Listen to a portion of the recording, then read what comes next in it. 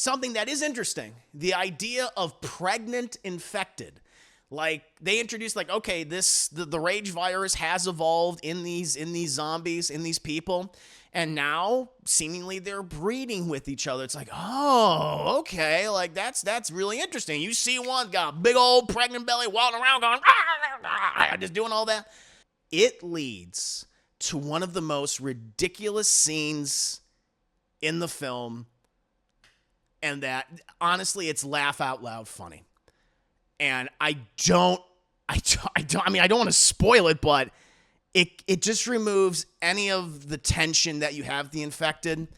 And all I'll say is it just leads to a scene between one of these pregnant infected and Jodie Comer, and the idea of motherhood. It brings us together, motherhood. I thought it was ridiculous. Ridiculous.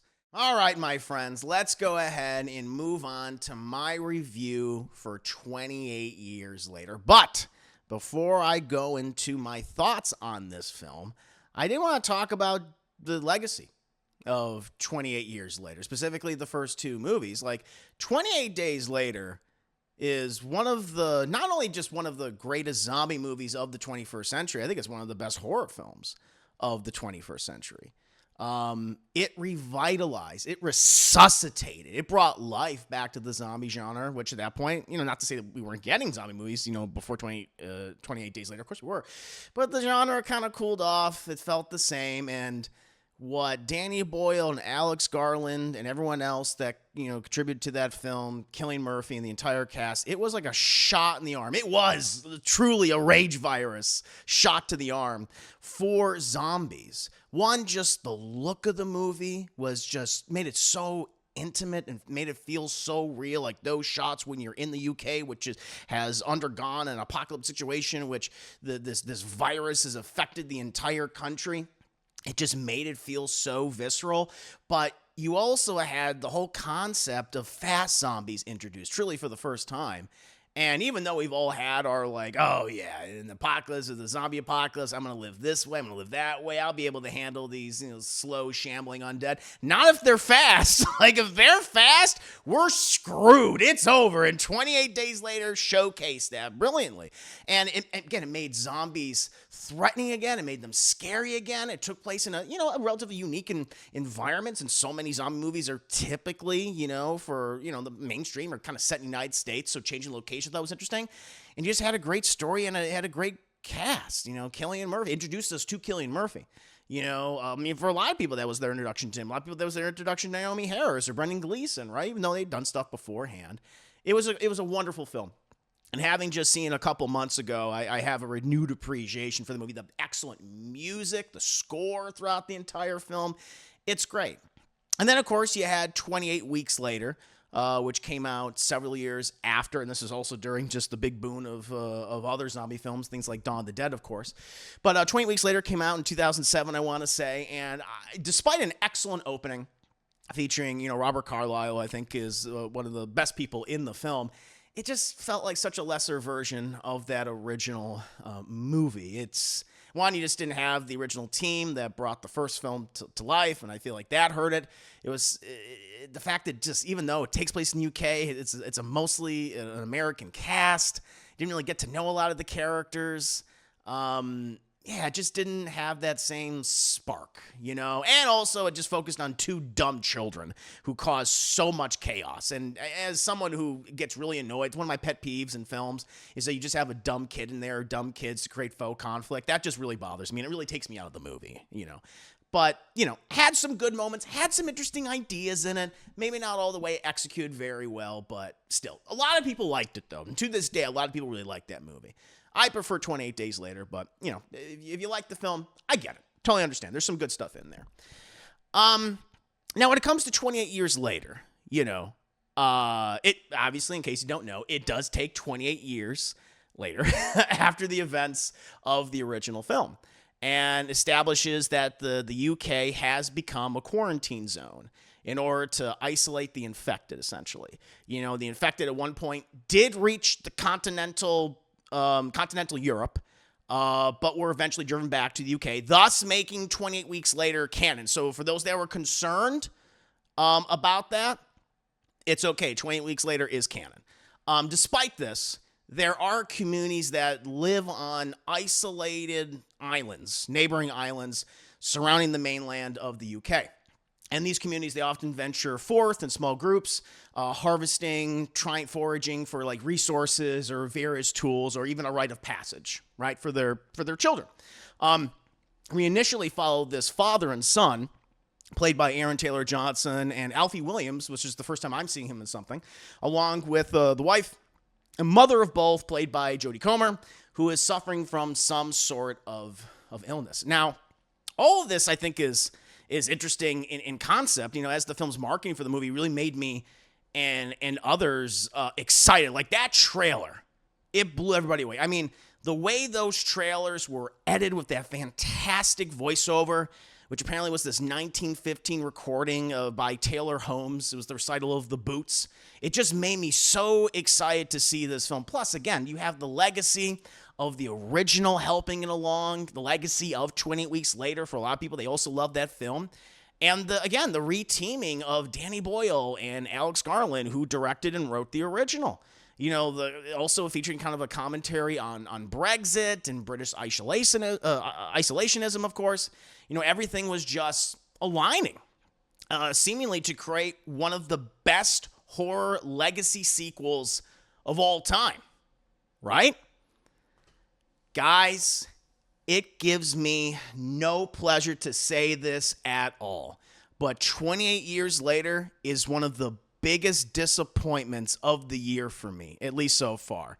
This movie, while featuring some good isolated moments and introducing interesting ideas that are poorly executed, it is a complete and utter mess on a technical and storytelling level. I do want to start out by highlighting the good of the movie, specifically Alfie Williams, who plays Spike, who's the son of Aaron Taylor Johnson and Jodie Comer's characters in this film. He's a 12-year-old living in this isolated community. Like, it's kind of almost like turn of the 20th century, if you will. Like, they really have no electricity, like it feels like they're just using a lot of technology like from the early 1900s. Like, they don't even have radio or anything like that. Like, the most weapons they have is like typically like spears, crossbows, bow and arrows. We see a lot of archery in this movie, but it's a very simplistic society. But they have these established rules, these established jobs everyone has to do and adhere to, right? And initially, the movie kind of follows that. And I like that. That's the good part of the movie. Like, all right, we're kind of establishing what life is like in this community. And there's a rite of passage like that for like a parent to take their son, or maybe possibly even daughter, in this case, father taking his son to the mainland to train them, to learn their ways, and to just become more competent, become essentially a soldier, a warrior for this society. And I think Alfie Williams, as Spike, he does a fantastic job. I think for the most part, like, he's a really competent character, but still at the same time, he's 12 years old. He's still scared, but that fear kind of makes him smart, I think, in a really good way. He has excellent chemistry with Aaron Taylor Johnson. You really do buy them as a father and son throughout this entire film. You like their dynamic. And there's a number of scenarios which they go through that are harrowing, that I did enjoy. And then, in the second half of the movie, kind of shifts. It becomes more about Alfie Williams and Jodie Comer and their journey, which I'll explain in more detail in just a bit. But for people that thought like Aaron Taylor Johnson was the lead, I wouldn't say that. He's definitely a focus. He definitely has more of a role in the first half. But Alfie Williams has a much more larger and significant role in both halves of the film. It's essentially his story, him dealing with his parents, and also a lot with his mother and what's going on with her. But overall, I think the one person who's going to come out of this smelling like roses is him. I like him a lot. I want to see him in more things. He does a very good job, even though I feel like some of the material underserves him. Not his fault. And again, I was just mentioning him, Aaron Taylor Johnson, who again, I think is a good actor, but some of the choices that he's made over the last few years is hit and miss. For every Nosferatu, there's a Kraven the Hunter, right? Not necessarily his fault. I feel like a lot of the material that he picks kind of underserves him, but I think he's very good here. He kind of plays he's a scavenger essentially. He's one of the warriors of the village. A lot of people look up to him, but he has a very tumultuous marriage because his wife, again played by Comer, is very sick. And I think he's resentful over that, and he's trying to be the best father that he can be, but, he's not perfect, and we see, him trying to let loose throughout this entire film, but still trying to be the dad and the community leader that he needs to be. It's a really cool performance. I honestly wanted more of him in the movie. In the first half, I really like what he was doing. Again, he felt like a father figure, except in the second half, in the movie, he just disappears completely, and then kind of pops up a little bit, towards the end. Another person I really liked, and I don't know if I'm going to say his name correctly, Edvin Riding. So there is an outside element in the movie. You kind of see that in some of the trailers where you see these special forces guys all decked out in this military tactical gear at one point. He's one of those guys we come to meet, and he's in the back half of the film and later meets Alfie Williams and Jodie Comer's characters. And he kind of brings a little bit more of a little more levity to the movie. Also, just him as an outside influence. He's almost like an audience avatar character. He's kind of pointing out ridiculous things that are happening. He's like, this is fucking crazy. Don't do this. Don't do that. I kind of like that. But he's also kind of a dick too. Again, a character I wish was in it more, but I really enjoyed his performance too. And the last performance I would really highlight as being great and surprising. I didn't know what to expect is Ray Fiennes as this doctor, Dr. Ian Kelson, who is this survivor of the outbreak that's been living on the mainland for, as the title would suggest, 28 years. And Alfie Williams is taking his mother, Jodie Comer, who is sick with some sort of illness, to him, to diagnose her essentially, to cure her of what she's afflicted by. And he gives a very powerful and emotional performance. I think a lot of people are speaking he's some sort of crazy mad scientist out of his mind, and maybe he is mad. Maybe he is crazy, but he has this almost, I would describe as super sanity. Despite all the chaos, all the death, all the rage that has surrounded him for nearly 30 years, he has managed to come to terms with the idea of death and is in a way, honoring those that have fallen and that have succumbed to death over time. I really liked his performance in the movie, not in it nearly enough. Where he's included in the film is very bizarre to me, especially as we get to he's in the third act, and the third act is pretty much all about him and what he's doing, what he's going through, along with all the other characters interacting with him. And I liked his performance. It just felt like this character in this plot should probably be in the second part of the movie, and we should have a completely different third act. But more on that in just a bit. But overall, I did like his performance. He's just not in it nearly enough, and where he's included is a little odd, because the pacing just, it moves at a snail's pace once we get to the last third of the film. And the last thing I'm going to highlight is something that I thought was very good in the movie, is the cinematography. There's, as you saw in the trailer, there's some great wide shots. I know they shot most of this or all of this on iPhones, but those wide shots, especially you see those hillsides, and you see these infected run at you, just, dick and balls and boobs and everything just hanging out and flopping in the wind. These guys are, it's like Tom Cruise. It's a bunch of infected Tom Cruise, Ethan Hunts from Mission Impossible, just beelining right towards you. What are you going to do? And those shots are they're both gorgeous and terrifying. It's you see terror in the daylight. I think that's really cool. Really good cinematography in this movie. At least several cases where I was like, wow, that looks beautiful. The rest of this movie, I think, is a complete fucking mess. Jodie Comer's character, I think she's doing a good job, performing this woman who is clearly sick of something, who is slowly losing her mind. She has these moments where she's like, I know exactly who you are and who I'm talking to. But then there'll be moments where she feels like she's in another world, she doesn't know what the hell's going on.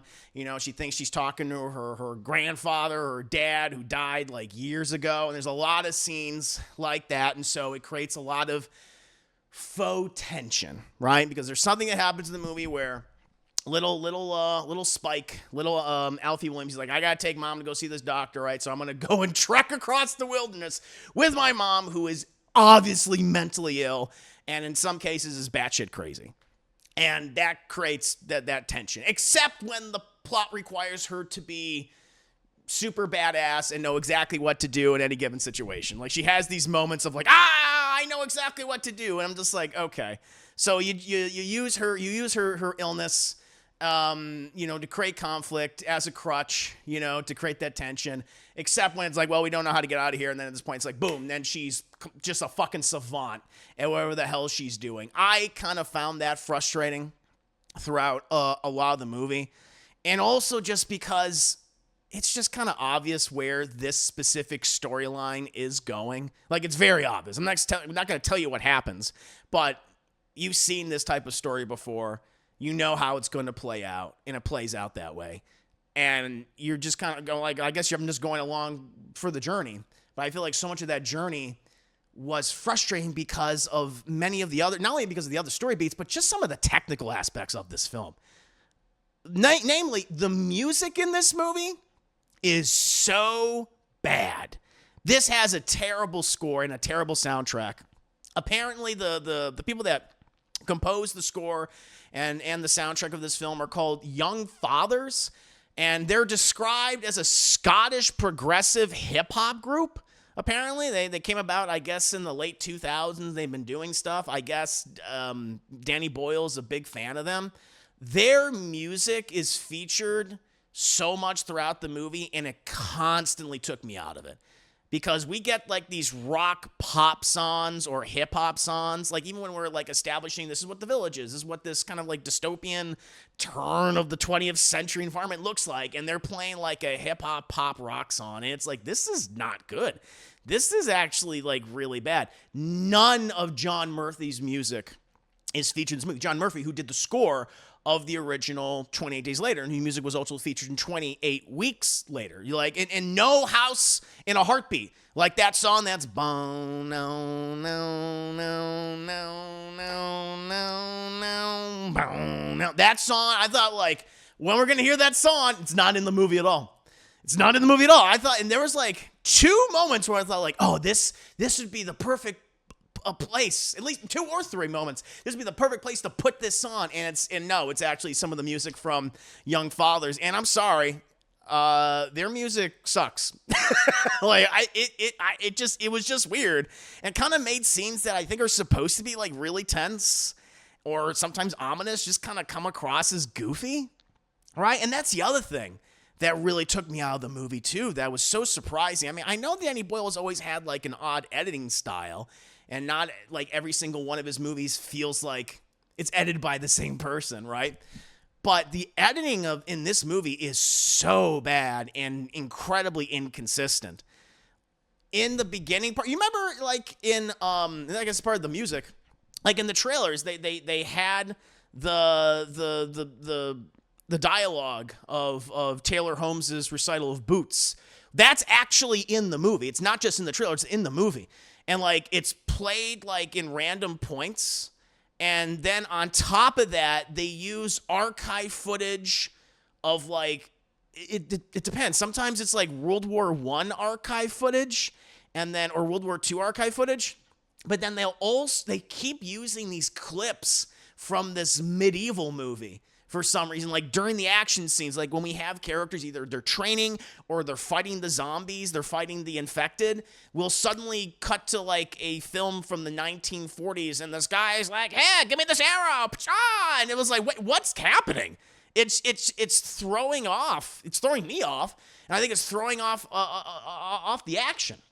It really didn't like it. And then the worst thing about it is, and this I thought was bizarre, like the action and the horror and the way the zombies and the infected acted in the first film and in the second film, it was so visceral and so raw. I mean, people like rip each other apart, and sometimes you had like the shaky cam, like that was there.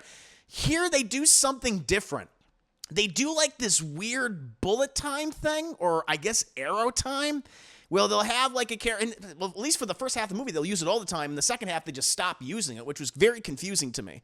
Like Aaron Taylor Johnson and Alfie Williams, the Spike, like they'll be shooting off arrows, and the arrow it'll hit the person's head, but it'll go like, like they'll take frames out of it, and it'll be like super slow-mo, and then they'll freeze the frame, and then we'll cut to like a different like shot, And then we watch the zombie go down, and it happens a lot. And I was like, this is weird. Is this giving me whiplash? I just thought it didn't look good. It really didn't look good at all. And then for whatever reason, they just stopped doing it in the second half of the film, and it becomes like more traditional action. But I just didn't understand, like, why did you feature all of that in the first half, and in the second half, it's kind of like what we've seen before. It's very odd. It's a very odd choice. There's also some really bad CGI in this movie. And that really took me out of it, just because, like, the original film, it felt gritty, it felt grounded. Like, you have shots of Cillian Murphy walking on that bridge, seeing Big Ben and Buckingham Palace, and all that's like, oh, wow. You know, it felt real, you know, because it was. Here, you see a shit ton of CGI deer. And I don't know why you remember those shots in the trailers where, like, Aaron Taylor Johnson, the kid, running up that green hill, that lush forest. It's like, oh, it looks really good. Well, in the movie, there's like this giant herd of CGI deer, and they pop up lots of times. And I'm just like, that is not real. It's like, it looks really, really bad. There's also some CGI rats in this movie, and there's like this one green screen shot that I just did not like at all. In the movie, there's this, you have this island that the whole community's on, and then you have the mainland, and then there's like this land bridge connecting them. But, you know, it's mostly covered up because of high tide, and so it can't, like, you know, the infected can't get over there. They'll be washed out to sea. But there'll be times when it's low tide, you'll be able to cross this land bridge, essentially. And you have like this there's like this one shot that really stood out to me where it's super wide, and at one point, like, both Aaron Taylor Johnson and the kid are being chased by one of the alpha zombies, since they're evolving now, kind of, in the movie. And you have this wide shot, and you see, like, this splashing, and the splashing just looked really fake to me. I was like, looks weird. It was so different. It honestly reminded me something from, like, 28 Weeks Later. It was a very odd shot. It took me out of it. But, yeah, some really bad CGI animals in the film where, if, like, you could have completely removed them, and you still would have had the same film, for the most part. And the other thing is, I think the story is rather dull, or it just feels like a mixed match of different stories. Like, don't worry. People are asking me right now, it's like, Chris, do I have to watch 28 Days Later or 20 Weeks Later to understand anything that's going on in 20 years later? You don't have to watch those movies. My answer is you don't have to, because it doesn't even feel like it's a part of that universe. Except, you know, mentioning that, you know, even though they say 28 days a lot in the film, like 28 days have passed, another 28 days have passed, etc. But you don't have to have watched those other movies to understand what's going on. Like, nothing from the original movies, aside from something that's mentioned in 20 Weeks Later, the whole zombies reach continental Europe, and they were eventually pushed back. Like, there's really nothing. But it just feels like you have two stories going on here. And then and then the worst thing is, it doesn't even feel complete by the end of it. Like, you have the first story, which is very much a father and son story. Like, this is a dad training his son for the future in a world where I may not always be around to help you. You need to be able to help yourself and protect those that you love, all right? And you have that. And then you have this other story where the kid's got to take care of his mom, who has some sort of physical and mental illness, who thinks she's, you know, in any given place any other time. She's out of her mind. And you have that going on. And how those connect and how different those feel, it just didn't mesh with me. It just didn't, I don't know, it didn't work. And then the infected themselves, even though you have some great shots with them and where they are truly terrifying, I think they're a mixed bag. We do see some new evolved infected.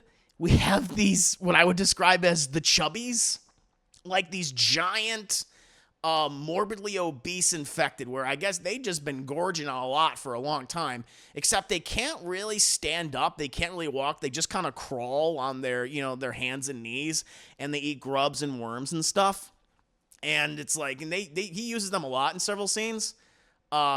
And again, like, how we're introduced to them is those action scenes where it's just, I feel like, really goofy, where we have bullet time, arrow time, and it hits, and it's like, and then we get another shot, and they're like, and they fall over. I think it just looks goofy. And then we introduce something that is interesting, the idea of pregnant infected. Like, they introduced, like, okay, the rage virus has evolved in these zombies, in these people. And now, seemingly, they're breeding with each other. It's like, oh, okay, like that's really interesting. You see one got a big old pregnant belly walking around going, just doing all that. And I'm fine with that. It's like, oh, that's probably not good. They're going to be breeding zombies, breeding litters, litters of zombies. The problem is, when they introduce that, it leads to one of the most ridiculous scenes in the film, and that honestly, it's laugh out loud funny. And I don't want to spoil it, but it just removes any of the tension that you have the infected. And all I'll say is it just leads to a scene between one of these pregnant infected and Jodie Comer, and the idea of motherhood. It brings us together, motherhood. I'm thinking, like, give me a fucking break. I thought it was ridiculous. Ridiculous. I hated it. I hated it. At that point, I was like, oh, this movie's like up its own ass. It's pretentious. It's so pretentious. And we'll get to the pretentiousness, because I feel like Alex Garland as a writer and as a filmmaker, he's definitely like lost his step. And I think he's just been up his own asshole for the last few years. But that scene, I was like, oh, give me a fucking break. When it happens, when you see it, you're thinking like, Chris, what the hell are you even talking about? The idea of pregnant zombies giving birth to like it sounds crazy and creepy and gross, right? I was like, well, wait till you see it. There's another person in this movie who is like third build or fourth build. Jack O'Connell, who's coming off of, doing pretty good for himself, coming off of Sinners, played Remick, the vampire lord. Great performance, was excellent in that film. He plays a character named Jimmy. And he's at the very end of the movie, because this movie doesn't really have an ending. It's just like, it's a cliffhanger, because we're going to have the new movie come out next year, because it's directed by Nia DaCosta. More on that in a bit. And you want to talk about tonal whiplash, but holy shit. All I'll say is Jimmy seems to be like a cult leader, and his cult have, remember in the trailers chat, like in the beginning of them, it starts with the Teletubbies. Remember that? And be like, oh, look at that. And all those kids watching Teletubbies makes sense, because Teletubbies was out in the early 2000s, so they would be watching that, trying to keep the kids calm, even though their fucking parents ripping each other apart, right? Well, apparently, Jimmy, he was really influenced by the Teletubbies. And he just said, you know what? I want to make that my aesthetic for my organization or cult or whatever the hell's going on. And it just leads to something that, again, is just kind of laugh out loud funny, but I don't think in a good way. It just kind of comes across like, what are we even doing now? It's so goofy, and it took me out. I mean, by that point, I was already done, but I was like, wow, I don't know what you're doing here, but I don't know how this is going to work in the sequel.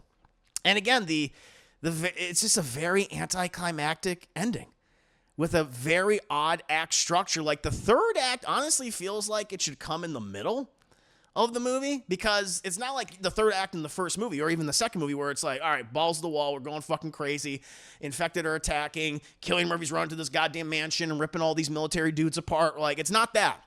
It's more just everybody just kind of talking and be like, hey, you know, death, man, what's the difference between death and life? It's what you make it, man. I'm just like, okay. I don't need a fucking philosophy lecture right now, right at the end of the movie. And then that's when we get, Jack O'Connell and his Teletubby gang. And it leads, again, I had the realization as I was driving home and talking to Drew, liked the movie a lot, actually. I just feel like Alex Garland is kind of washed as a writer. He's so up his own ass now and is incredibly pretentious with his recent stuff. And his stuff that he feels like is so deep. Like, as you guys know or may not know, I was not a fan of Civil War. That was a movie that had like one or two good scenes and really nothing to say. He thinks he's deep, but none of his ideas or concepts feel fleshed out. And I feel like that's on full display in 20 years later. It's like, I want to comment on all these different things, and I have all these different story ideas that I've been thinking about for all these decades, for nearly 28 years. And I'm just like, okay, well, maybe you should just focus on one of these things instead of this fucking hodgepodge, right? And then you have Danny Boyle, who I feel like is all about style in this movie and none of the substance. He's like, all right, Alex, You handle the substance. And Alex is like, will do. And Danny's like, I'm going to do all these fucking like arrow time and bullet time. And I'm going to have this random shots. I'm going to have this ridiculous hip hop, techno music come in here that does not fit the scene, actually makes it goofy. It's like, what are we doing?